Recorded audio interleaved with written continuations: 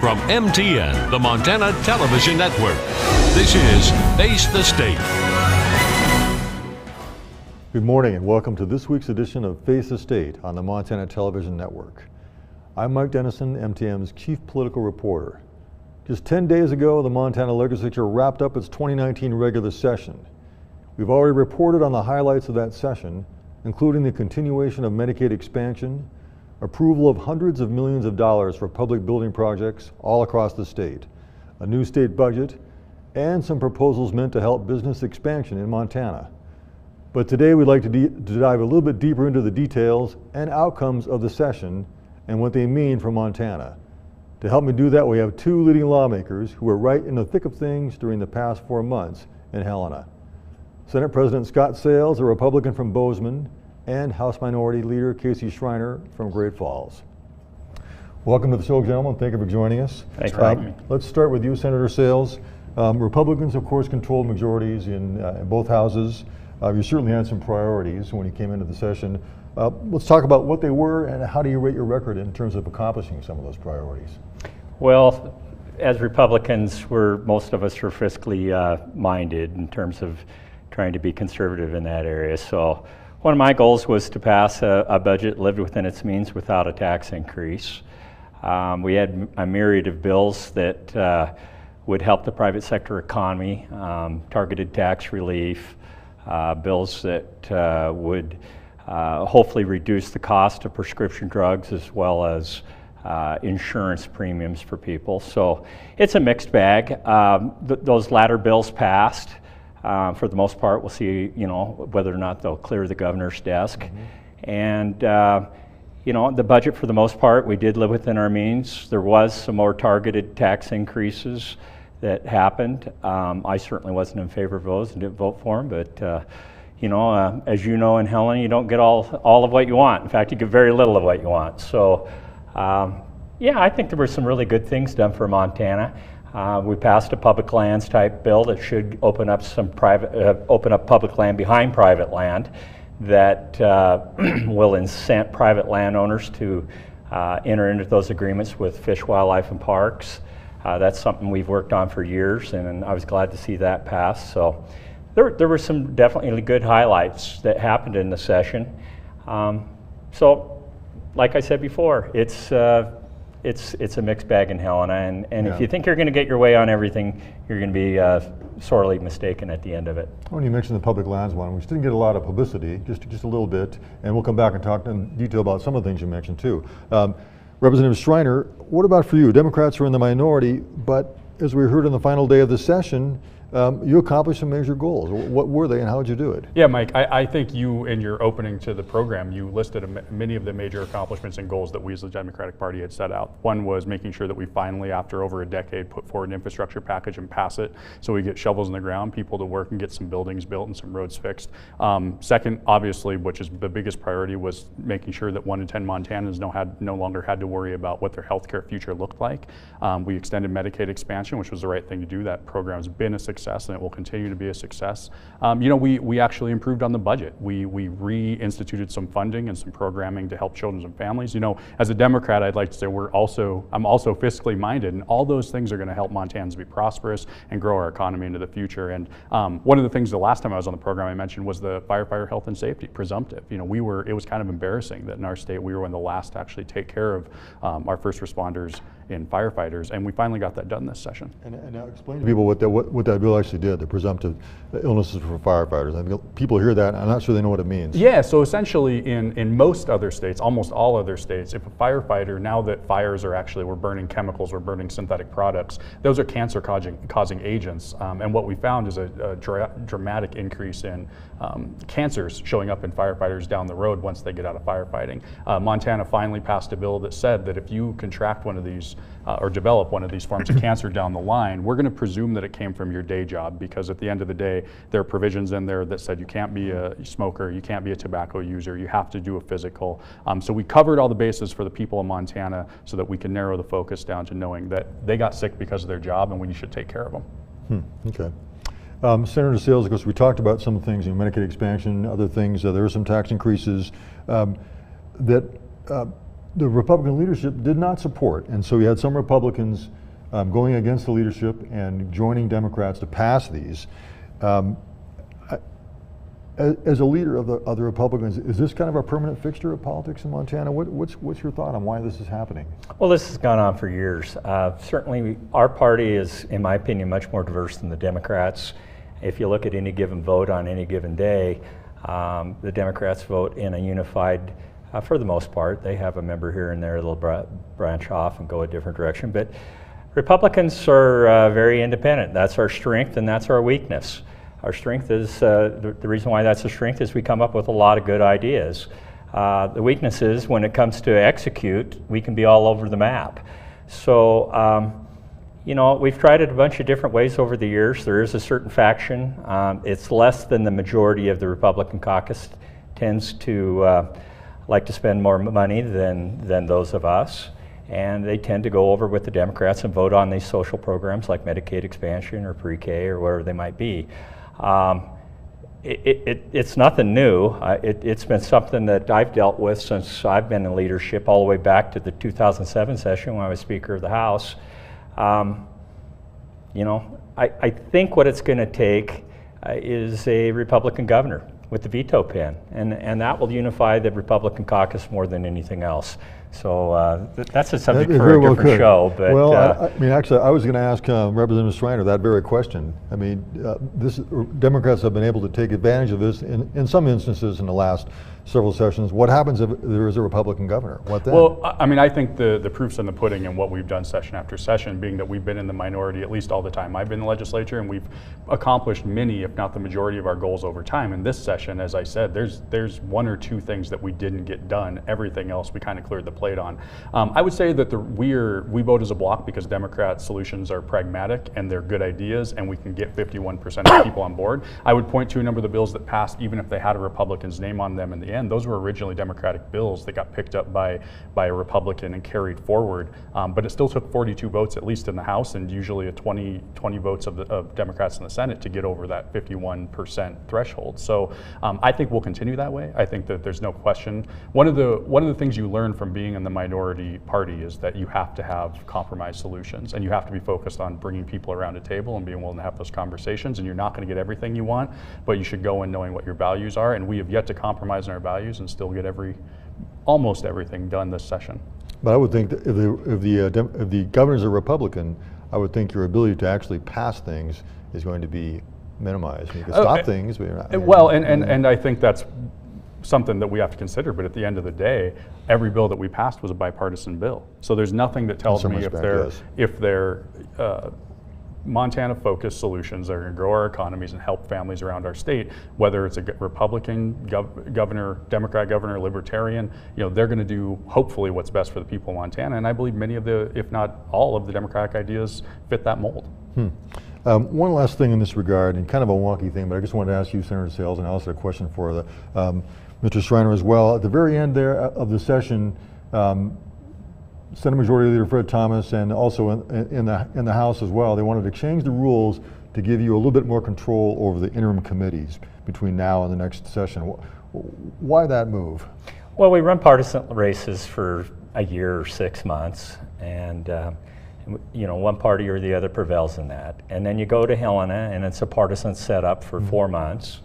And then we have this very odd situation that doesn't really, you don't see it in hardly anywhere else around the country. And then we have this nonpartisan interim process that goes on. With an even number of people on each committee. Right, regardless of the makeup of the legislature. Yeah. So you almost have 60 Republicans in the House, and you have 30 Republicans. You would think that in the interim, those the membership of these interim committees might reflect the makeup of the legislature, but it doesn't. It reverts to 50-50. And we've had situations in past interims where there's been a deadlock, and in some situations, and I don't want to get down into all the details, but it is an advantage for the administration and the bureaucrats when the legislature can't come to a majority. So there's been a discussion for a long period of time whether that serves the people of Montana best. I don't think it does. I think that there should be some sort of ability to break a gridlock in these interim committees, and basically that was the rule change. And our thought, and I agree with Senator Thomas on this, is that our rules, how we operate, trump statute, and there's a lot of basis for that, or in Mason's Law. And if you talk to groups like NCSL, National Council on State Legislators, their parliamentarians and legal people tend to agree that rules should trump a statute. And so that was what that was an effort to try to bring a little, in a very small sense, the ability for the majority party to have a little bit more say in the interim process. And we should explain to our viewers that that attempt to do what Senator Sells is describing failed on the last day of the session. And Representative Schreiner, why shouldn't these interim committees be controlled by the majority party? Why should they be split 50-50? I mean, they're kind of working on policy and doing things that are certain important. Why shouldn't they be that way? Well, I think that the structure of Montana's government, specifically its legislature, is unique and was set forth that way on purpose. I think that you have partisanship through elections. I think that extends into the legislative session. But I think at some point, the people of Montana, now when we sit down at these interim committees, it's important to remember it's not about the individual legislature. That's you bringing your constituency to the table. And I think that the process of having them be bipartisan, bicameral, means that we have an opportunity to do real research work, dig down into issues. It's not about the session. Bills can come later, and bills do come. Oftentimes when, like Senator Sales said, the committees will lock up, you'll still have legislators bring legislation out of there. But there's been some times that we've had great legislation that have come out of those interim committees in a bipartisan way, and that's what I think the focus of those should be. It's bipartisan. I mean, Hannah's Act, for example, focus on missing and murdered Indigenous women, came out of an interim committee, got championed by a member of the Democratic caucus, but at the end of the day, that was a bipartisan bill because it came out in a bipartisan fashion because it has to. If it's going to go through the process, it's the one place I think that the people of Montana know that they don't have to deal with the partisanship games that I think people all across their state, as elections just start blending into each other, they don't have to deal with that during the interim as much as not that it goes away completely, but you just don't have to. You don't have to go into expecting it to just be another campaign opportunity for one party or the other. Okay. Now, Senator Sills, despite some of these tensions that we've been talking about, I think the general consensus is that at this session things went pretty smoothly. People treated each other pretty professionally. The GOP majority passed the state employee pay raise early in the session. You passed public school funding early in the session without any controversy. Why did that happen? Well, if you go back like to 13 and 15 legislatures, my first two in the Senate, there was a definite difference in the leadership style in those two sessions, particularly in the 13. And quite frankly, nothing more was accomplished than what we have gotten done from a conservative standpoint or from a Republican standpoint, except for there was a lot of harsh words that were emitted, and there was tension on the floor of the Senate. And when I came in to be Speaker in President in 2016, along with Fred Thomas, we have been around a considerable length of time by legislative standards, and we decided to take a different track. We wanted to return to more civility, and that we conduct ourselves in a professional manner, and that we weren't dilatory, and so it was done by choice that we were going to rise above some of this in-party fighting that we'd seen in the past and conduct ourselves in a more statesmanlike fashion. And I think it's paid dividends for not just us as a caucus, but for the body as a whole. So it was a decision that was made that we wanted to go a different direction from a leadership standpoint. Not that we changed our politics. I haven't changed the way I voted at all. I still didn't vote for Medicaid expansion because I don't think, quite frankly, we can afford it in the long run. I didn't vote for many of the spending and tax increases, but at the end of the day, I'm only responsible for my one vote, and if I can convince people to go with me on the merits of my argument, then that's the way it goes. But it doesn't mean that we can't conduct ourselves in a civil fashion, and I think we did a very good job of doing that. And Representative Schreiner, it seemed like the House, there's a few times that people were got a little tense, got a little testy, but generally it seemed like people worked together pretty well and took care of business. Yeah, I mean, I think the speaker and myself got together very early and reflected on things that had happened in previous sessions and said we need to, the institution is important. It's important that we raise the profile of the institution so people believe in the legislature as a whole, since in a lot of ways the decisions that get made in Helena have more direct day-to-day impact on your life often than what happens, in DC. And so I think we got together early, had that conversation. Yeah, we had some dust-ups. Now, mind you, we know the House has twice as many people as the Senate. People run for office every 2 years. We have a big turnover. So it's a self-healing body and self-correcting. And when we did have dust-ups, I think that happened.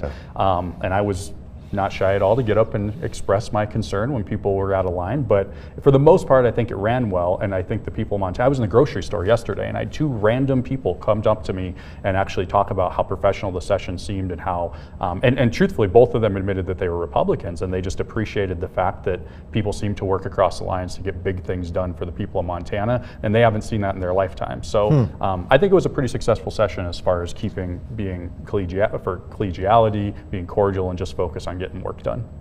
Now, Senator Stills has mentioned some of the tax increases, and so have I. Of course, we had Democrats voting with Republicans to raise the bed tax, raise the aviation fuel tax, raise the investment advisor fees, and it was said on the floor, I think, by someone, Democrats never vote to reduce taxes, they're always voting to increase taxes, which they did on those occasions. Is that a fair statement or not? I don't think that's a fair statement. I think that the problem that we run into is that the opportunity exists. I mean, look, we had Democrats vote for reducing taxes when some of those ideas came forward. The other piece to it is that what we prioritize are the people of Montana, and when the people of Montana step up and say we demand a service to be paid for, we saw it coming out of the special session last time. There were some services cut and some people were hurt, and at the end of the day, we're going to listen to those people. I mean, we all are just there representing the folks back home. When the folks back home say it's terrible that we've made these cuts, these services should exist, well, at the end of the day, we're going to do what we can to fund those. I will tell you that the taxing system's very complex, and there tends to be winners and losers, and at some point when you vote to get rid of some and to add some, you're making a decision on your values and who you want to benefit. And what you're going to see Democrats do every time and time again is we're going to focus on middle class Montanans. We're going to focus on the folks that could use some economic prosperity or a leg up, and we're going to try to reduce there. And the folks that have had all the opportunities in the world handed to them, or they've worked very hard for, either or. I think that we're going to focus on trying to help the broader spectrum of the people of Montana. Senator Stills, there wasn't much talk about really taking a good look at our tax system. And I'm wondering, do you think that's needed, and what's it going to take for that conversation to actually happen and possibly move towards something substantial? Well, I think the overall Montana tax structure does need to be looked at. The economy's changing. Everybody knows that they're buying more goods and services online. That completely avoids property tax and the brick and mortar companies that are out there on Main Street. They're paying the full freight. Companies like Amazon and some of these other online companies, they just reap the benefit of the sale, and they really don't contribute to the local economy in a meaningful way. As you know, and as most Montanans know, we don't have a sales tax, so at this point we can't recoup anything from these companies that are operating out there on the internet. So I think in the long run, we're going to have to take a look, an in-depth look at the overall tax structure of Montana, because the economy is changing and our local businesses are at a disadvantage. So, and they're the people that employ the folks and pay for Little League baseball and all the things that go on.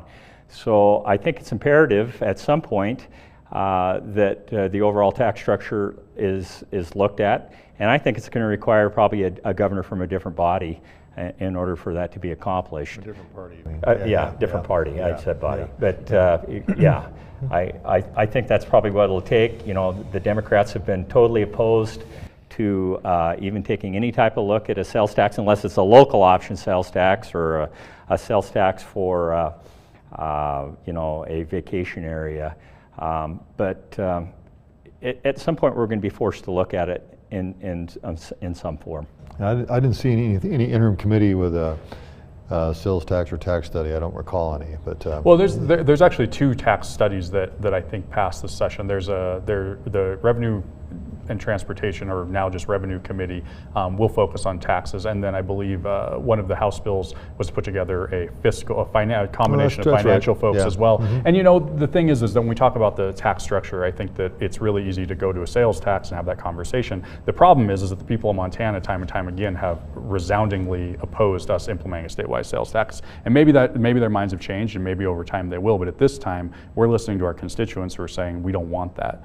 It is interesting we don't talk about, you know, tax cuts that happened in the early 2000s that have now cost us $2 billion to provide the services across the state of Montana. And so we're pinching pennies trying to put together services for the most needy folks in our state, when we provided a tax benefit in the early 2000s that we've never even been able to have a conversation about taking a second look at. Tax cut. Yep, on the highest income brackets under the Martz administration. So I think that there is a really good conversation to be had on taxes. I think you're right. I think Senator Sales is right. I think we need to actually evaluate what it looks like, because the economy is changing. But I get nervous, as do most Democrats, that's just opening the door to having just nothing but a conversation on sales tax, which as of right now, our constituents have said they don't want to do that. It could be. We'll see what happens. One thing I'd like to talk to both of you about, I think, and I'll start with you as well, and that is we did not see a bill dealing with Colstrip. We had some language there that was supposed to encourage Northwestern Energy, the big utility, to buy a larger share of the power plant. Was the demise of that idea a good thing in your view, or not? I think the general premise, I think we do have something to talk about as far as what the energy grid looks like, what the transmission line looks like, but the vehicles that were brought forth were just not palatable and provided, you know, a big incentive to a company on the back of their ratepayers that, you know, I'm in a Northwestern Energy community in Great Falls. The folks from Butte are the same way. And I'll tell you, when you have Butte and Great Falls legislators saying this isn't the right plan for Montana, you probably need to go back and look at what you're talking about. And, you know, it's not about the concept, it's about the actual legislation in place. And the legislation that was brought before us was not palatable. So I think it's a conversation for down the line, but the fact that it never even could get to the floor, even though it was even given a chance, you know, there was a conversation to be had that, you know, the one bill died. There's conversations about maybe we can do something differently. Some Democrats voted to actually see if there was another option out there, but at the end of the day, we were never going to pass anything. And it would have taken Democrats' votes, as most of these big issues do, to pass, that would have put, you know, the cost of this on the backs of the ratepayers. Yeah. Now, Senator Sills, of course, you've talked a lot about this, and it originated in the Senate. What was the main thing people were trying to accomplish here? What did you think was most important to actually do, regardless of how we did it? Well, the main thing is that 500 kV line that runs from Colstrip to the western part of the state. That's the backbone of our energy grid, and we're not in control of that. These are West Coast utilities that own that, and whether you're for coal power, or whether you're for gas power, or whether you're for wind or solar, you need the transmission to get that power moved around the state. So the legislation that we discussed, and it passed with a couple Democrat votes out of the House, or out of the Senate, I should say. It enabled Northwest Energy to acquire 150 megawatts of power, additional power, from one of the West Coast utilities, and the corresponding ownership of that KV line. And the ownership of the KV line, in my opinion, was more important than the ownership of that 150 megawatts of coal-generated power. However, if you looked at the cold snap that we had in February and March, it's a good thing we had Colstrip, because when it's severely cold, the wind typically doesn't blow and the sun doesn't shine. And if we would have been totally relied, or even greater reliance on renewables like those two, we would have been shivering in the dark at least part of the time. So I think there was a lot of merit to what we tried to accomplish with that bill, to stabilize the energy in the state of Montana. And I think it would have been, in the long run, cost effective for the consumers. You try to go out and in the original bill there was up to $75 million that could be capitalized over a 10-year period of time. You try to go out and build a 150 megawatt production facility for $75 million. It was a bargain. I think that it was good for the state of Montana. Colstrip is a very important asset. It pays for about 5% of the property tax in the state. Tens of millions of dollars worth of coal trust dollars go into, are generated and go into the coal trust. And you know, we're talking about thousands of jobs, roughly 600-700 jobs right in Colstrip that average about $80,000 a year, and then all the ancillary jobs that spin off of Colstrip in that area. In fact, all the way across the state. So but there's nothing stopping Northwestern Energy from doing what they're proposing to do, from buying that. They can still do it. I mean, we're not stopping them from doing it. And yeah, and what this legislation tried to do was streamline that process to some degree. And I think there was merit to that as well. But we'll see. Hopefully that transaction will still take place, because I think it's good. It's good business for Montana. I think it's good for the tax base. I think it's good for the consumers. So we'll get to see. We've talked a lot about a lot of kind of big picture issues. Maybe a smaller one here. Sports betting. We got two bills. Which one should the governor sign? Both? Either one? None? What's your opinion? Well, I'm going to leave to Governor Bullock what he thinks he should do. I mean, I was a fan. I actually think I was a co-sponsor on both pieces of legislation. Okay. Look, when the Supreme Court ruled that this was a thing that could happen in states, I think it's something that states are going to, and you see it all across our country, are considering implementing, because there's a tax incentive to it, and there's an opportunity for folks to actually increase their entertainment value at home. So yeah, I think it's going to be an interesting conversation over the next couple of years to see how this gets rolled out, and see, you know, what the benefits to our small business owners across the state who will be able to take advantage of a new service in their building will be. Now, you voted for those bills too, I believe, or did you? I can't remember. I voted for the one sports betting bill. That was 330. I don't think I voted for the other corresponding one that goes through the lottery. And my support for the one and not the other was because the rake on the lottery one is much higher, and I don't think it'll be successful because the state's going to end up taking too much of the money.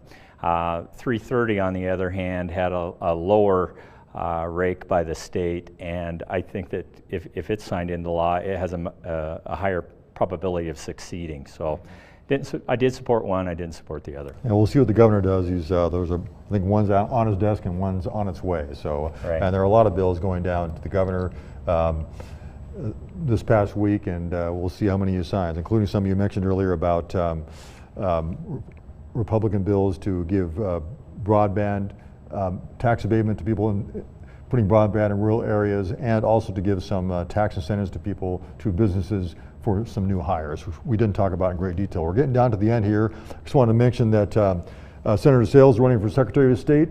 You're already in the mix there. And then we also have Representative Schreiner. Are you running for anything at all? What are you thinking about it? Where are you on that? There's a couple of thoughts. I think that, you know, right now I have a 5, 3, and 1-year-old at home, and I'm just going home to be a dad and help my wife Teresa out since I've been gone for the last few months. And we'll make a decision as a family and over the next couple of weeks on what that looks like. But no spoilers. And are you expecting a lot of people to be starting to announce that they're going to be running here in the next few weeks, running up to the Republican convention here in June? I think there definitely will. You know, politics abhors a vacuum. So as you see people that shuffle from one position and maybe run for governor, you know, if our congressman runs for governor, it'll create a vacuum there. I think there'll be plenty of people on both sides of the aisle that want to throw their hat in the ring and see how they fare. So. Yeah, I think the next couple of weeks leading up to our convention, I should say there'll be quite a few people. Yeah, 2020 that will be a big election year, and we'll all be very, very busy.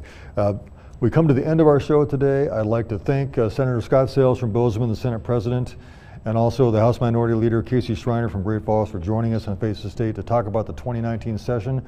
I'll be back in a few weeks next month to talk about some more political issues on Face the State. Thanks for joining us.